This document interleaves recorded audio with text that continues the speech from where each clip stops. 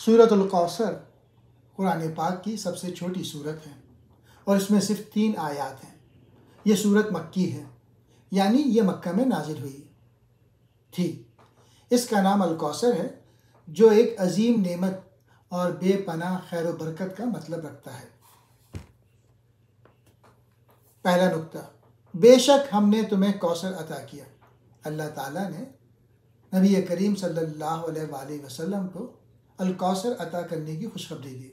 الکوثر سے مراد بہت ساری نعمتیں ہیں، جن میں دنیا اور آخرت کی برکتیں شامل ہیں۔ خاص طور پر جنت میں خوبصورت نہر کا ذکر ہے جسے حوض کوثر کہا جاتا ہے۔ دوسرا پوائنٹ، تو اپنے رب کے لیے نماز پڑھو اور قربانی کرو۔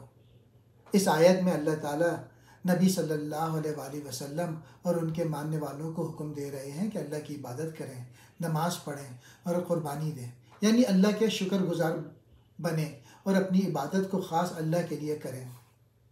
تیسرا پوائنٹ، یقیناً تمہارا دشمن ہی بے نام و نشان ہو جائے گا۔ اس آیت میں اللہ تعالیٰ نے نبی صلی اللہ علیہ وآلہ وسلم کو تسلی دی کہ جو لوگ ان سے دشمنی کرتے ہیں یا انہیں برا کہتے ہیں، وہی بے نام و نشان رہیں گے۔ اللہ نے وعدہ کیا کہ نبی صلی اللہ علیہ وآلہ وسلم کا ذکر ہمیشہ بلند ہوگا اور ان کے دشمن مٹ جائیں گے۔